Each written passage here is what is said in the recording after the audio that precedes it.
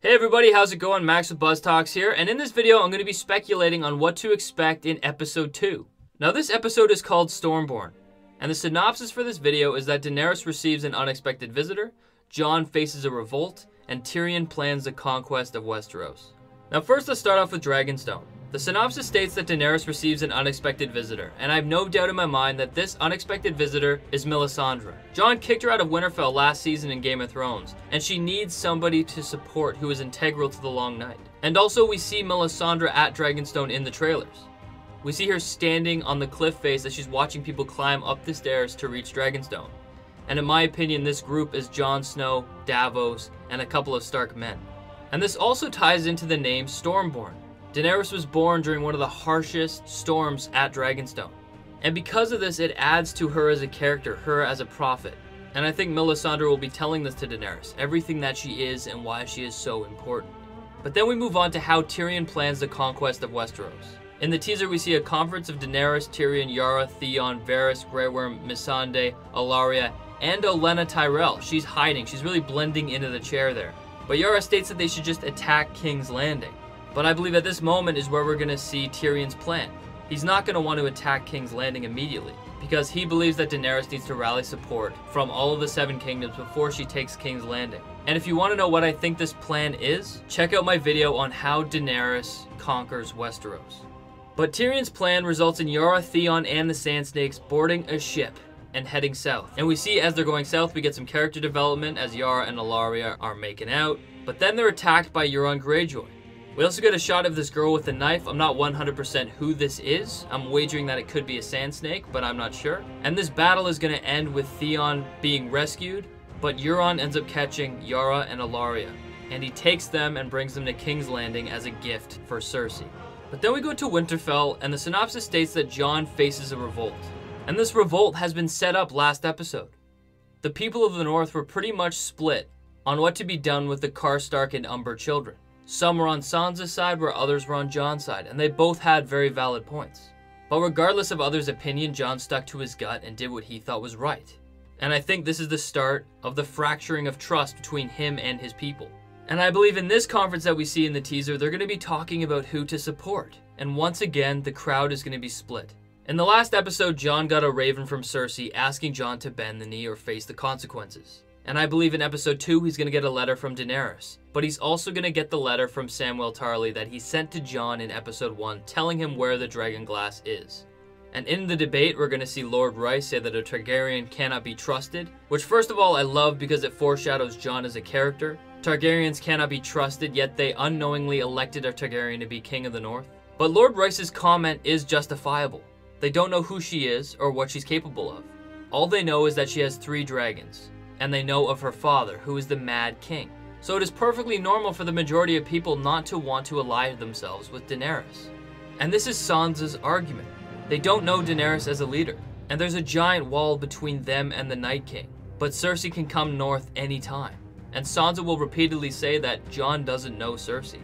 She won't stop until all of her enemies are defeated. And half of the people will agree with Sansa, but then there's Jon's perspective. Nobody knows the White Walkers like Jon. Jon has seen them, he knows that they're real, and he knows how dangerous they are, so he wants to stop this threat as fast as possible. The letter from Sam is going to tell him of all this dragonglass at Dragonstone, and that's going to pique Jon's interest. He's going to want to go there to get dragonglass for the Long Night, regardless if Daenerys is mad or not. Jon doesn't know if Daenerys is mad like her father, but that's the risk he's willing to take to protect the realm. And for this argument, the other half of people are going to support Jon. But at the end of this discussion, Jon's decision is final, much like the Karstark and Umber children. He's going to say he's going to go see Daenerys no matter what. And many people are going to disagree with this decision, and it's going to cause a revolt and kind of an uprising at Winterfell. And in this scene, we see Starks leaving Winterfell, and I believe this is the moment when Jon leaves Winterfell to go see Daenerys. And he's going to leave Sansa in his stead.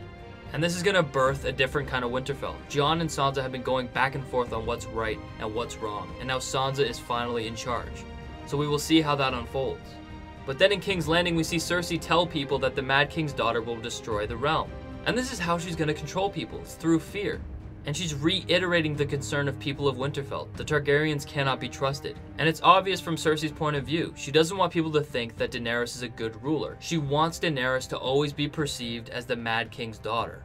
the daughter who cannot be trusted, the daughter who will bring violence to the realm. But then the most interesting shot is of Arya. We see her surrounded by even more snow. And I don't think that she's at the campfire that we saw her in last episode. I think that she's actually here, by a new campfire, all alone, and she's moving north. But then the fact that she's further north raises a lot of questions. What did she do with the Lannister men? And what did she talk to them about? The Lannister men could have told her about information regarding the Battle of the Bastards. Jon Snow is now seated as King of the North, and that could have enticed Arya to start moving north. But the most interesting aspect of these Lannister soldiers is that they're good people. One is becoming a father, the other one wants to be on a ship with his father. Even if they're fighting on the perceived wrong side, they're still good people. So next episode, it raises the debate, is Arya gonna let them go, or is she gonna murder them all? And I think it'll be interesting to see what happens next, because it could really shape Arya's character in the future. And if she does kill them, it would be even more interesting because she's kind of becoming the Hound. Whereas in the last episode, we're seeing the Hound kind of become Arya. But in the teaser, on her way north, we see her encounter a wolf. And that's all I believe this is. I don't believe that this is a direwolf. I don't believe that this is Nymeria. I think that this is just a typical wolf. But what's so significant about this wolf is that I think it's a part of Nymeria's wolf pack. Arya's direwolf Nymeria is probably the alpha of a giant wolf pack. And I believe this scene, Arya could be almost attacked by these wolves, but her old direwolf Nymeria comes to her aid, and this is where she reunites with her direwolf. I think that we will be seeing Arya and Nymeria reunite in the next episode. But that is it for me, everybody. Let me know what you think in the comment section down below. Do you think what I'm saying is going to happen, or do you have new opinions based on the teasers and synopsis that they've released? But that is it for me, everybody. Please comment down below. Let me know what you think will happen in Game of Thrones Episode 2. I got a live stream coming up 8:30 this Friday, and a couple more videos covering Episode 1. But until next time, I'll see you guys later.